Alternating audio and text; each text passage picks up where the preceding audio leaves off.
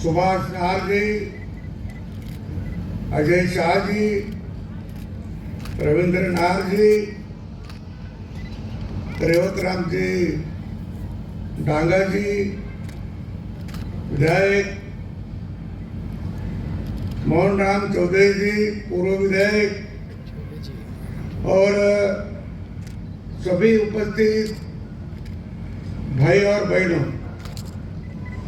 नाहर कुलदेवी भवानी माता जी के इस भव्य मंदिर के आलोक में आयोजित कार्यक्रम में आप सभी के साथ उपस्थित होकर मुझे अत्यंत प्रसन्नता हो रही है।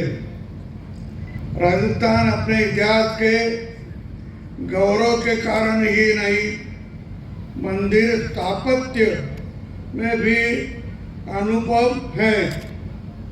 नागौर धर्मभूमि है।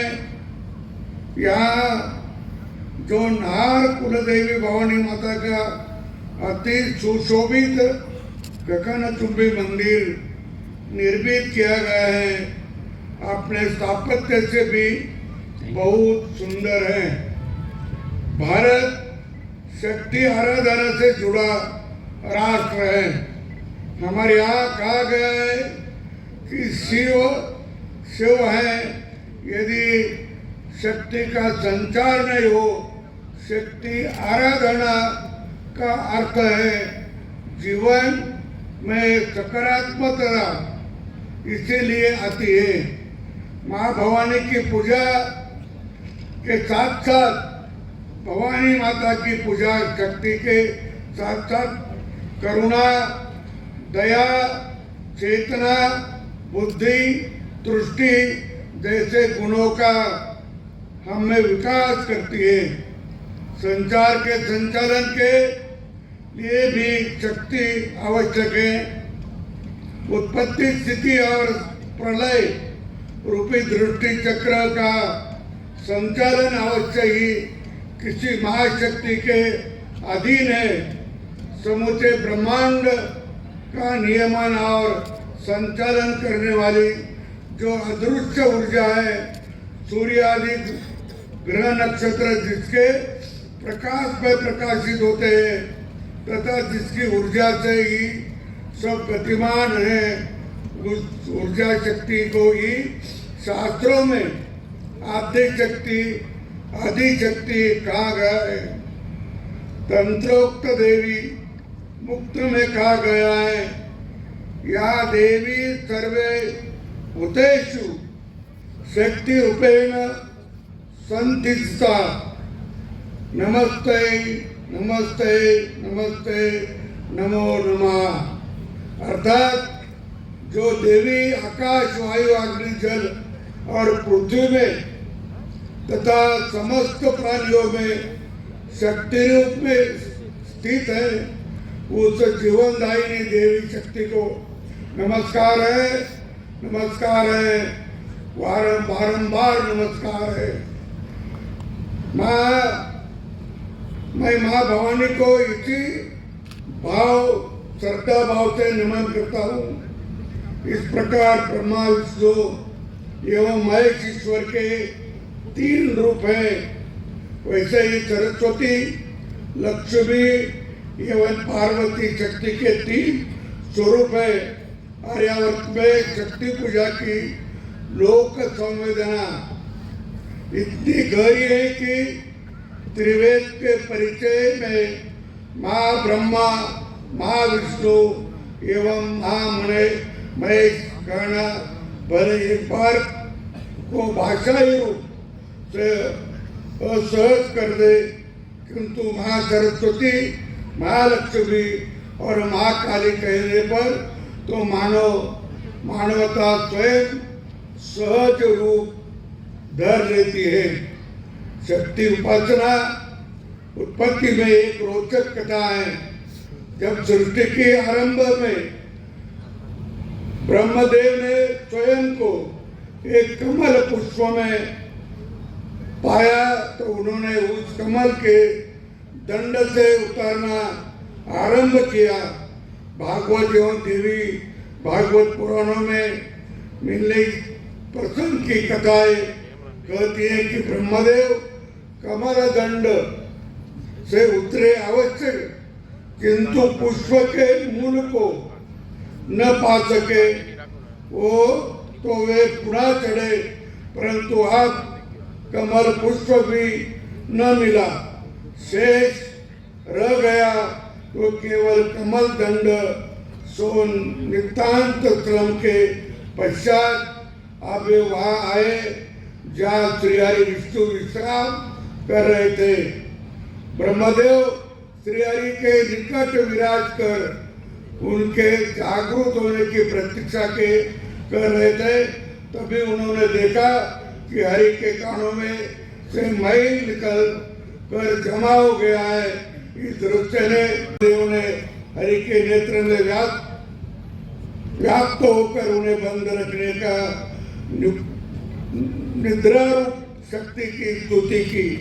स्तुति के प्रसन्न हुई निद्रा देवी ने हरि को जागरूक किया और फिर मधुकैटभ का नाच हुआ। अभी ये जैन समाज में संस्कृति है। आपने सुना है अभी कि ये भवानी माता मंदिर जो है नार समाज का, वो तो ये पुणे में एक मंदिर हुआ। राजेश जी तो पुणे में रहते, शायद आप ही उन्होंने कुछ लोगों को वहाँ परिवर्तित किया होगा। लेकिन वो राजस्थान में होना एक अलग बात है, पुणे में होना एक अलग बात है। पुणे में जो गए आप जिन्होंने बनाया वो सभी लोग अब राजस्थान से गए हैं, और अभी तो राजस्थान का आदमी कहाँ नहीं मिलता। तुम देश के कौन से ही गांव में जाओ, छोटे बड़े गांव में, रास्ते के गांव में, वहाँ राजस्थान का आदमी मिलेगा। कहीं न कहीं वहाँ उसकी होटल तरी होगी, उसका कुछ कारोबार तरी होगा, और राजस्थान के आदमी ने सारे देश में नहीं तो विश्व में भी नाम कमाया। मुझे मालूम है हमारे यहाँ के जयपुर के डॉक्टर, वो तो अमेरिका में वो बहुत बड़ा हॉस्पिटल बना है, बहुत बड़ा हॉस्पिटल, और उसकी शाखा यहाँ बनाई, और उन्हें हमेशा आते जाते हैं। तो और बहुत लोग हैं, मैं सभी के नाम नहीं ले सकता, लेकिन उन्होंने सारे विश्व में अपना एक व्यवसाय मजबूत किया है। लेकिन मैं मंदिर देखकर बहुत प्रसन्न हूँ। इतना अच्छा मंदिर आपने यहाँ निर्माण किया है, नार समाज ने निर्माण किया है। मेरे ख्याल से नार समाज जहाँ से सारे विश्व में गया, देश में गया, विश्व में गया, लेकिन वो मूल के तो यही के, मूल के तो यही के। और इसीलिए यहाँ भवानी माता का, जिस पे आपकी श्रद्धा है, जिसका आपका विश्वास है, जिस पे आपका भक्ति है, ऐसे देवी की स्थापना यहाँ आपने की। और ये केवल राजस्थान के लिए नहीं, सारे राष्ट्र अपने भारतवर्ष के लिए नहीं, तो विश्व में जहाँ जहाँ नार समाज होगा वो यहाँ आ जाएगा और यहाँ दर्शन करेगा। एक अर्थ से तुम्हारा एक केंद्र है, वो जागतिक पर्यटन केंद्र बन जाएगा। क्या विश्व के कोई न कोई लोग आएंगे, लंदन से आएंगे, अमेरिका से आएंगे, अफ्रीका से आएंगे, तो एक जागतिक केंद्र भी बन सकता है। अभी तो ये नया है, किसी मालूम भी नहीं। जब मालूम होगा, और भारतीय लोगों की परंपरा देव धर्म को मानने की, भारतीय लोगों की ये परंपरा है। भारत जैसा एक कृषि प्रधान देश है, वैसा वो ऋषि प्रधान भी है। और सभी समाज में ऋषि तैयार हुए, सभी समाज में ऋषि बन गए, और उन्होंने अपने बौद्धिक क्षमता के आधार पर उन्होंने बहुत संशोधन भी किए। आप महावीर का नाम, भगवान महावीर तो ईस्वी सन के पहले 500 साढ़े 500 वर्ष बहुत अच्छे राजा के पुत्र थे, लेकिन आयु के 30 साल के बाद उन्होंने सोच लिया कि अपन अभी ये सब जो सुख संपदा है, ये सुख संपदा छोड़कर अपन वनवास में जाना और वहां तपस्या करना। उन्होंने 12.5 साल तपस्या की।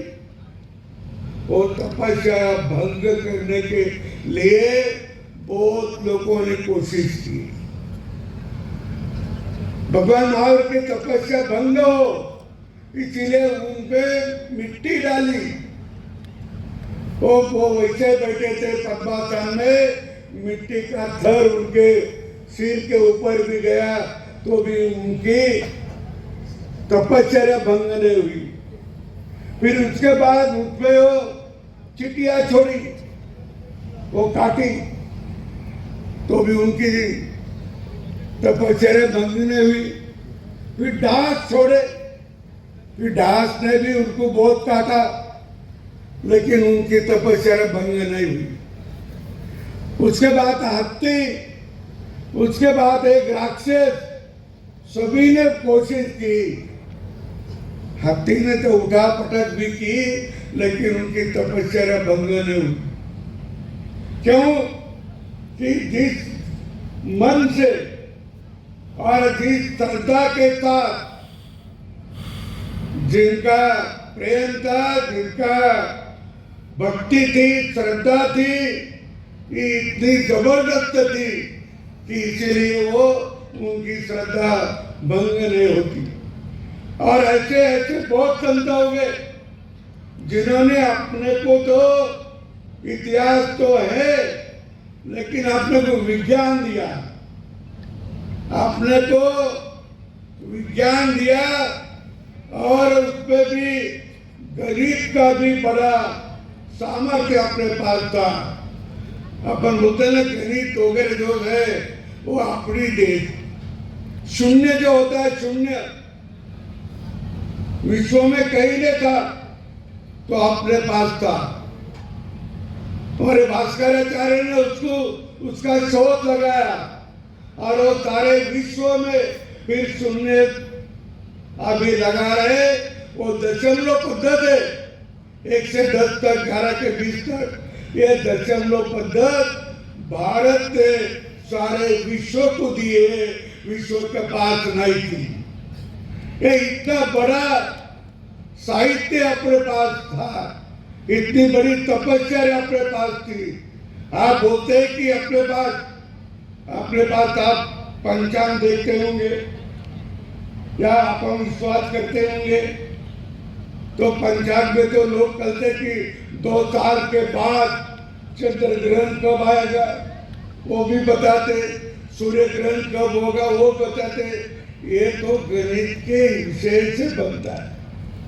2 साल के बाद हम कल क्या हो, हमारे जीवन का कल क्या होगा, ये हम नहीं जान सकते। कल कौन सा दिन उजड़ेगा और कल के क्या क्या होंगे ये आज हम नहीं बोल सकते। लेकिन 2 साल के बाद भी सूर्य ग्रहण बताने वाले, चंद्र ग्रहण बताने वाले आज भी लोग अपने पास है, उनकी बुद्धि है। और ऐसे इसमें अपना जो कुछ यहाँ की तपस्या के साथ साथ उन्होंने संशोधन किए। आप वेद भी जानते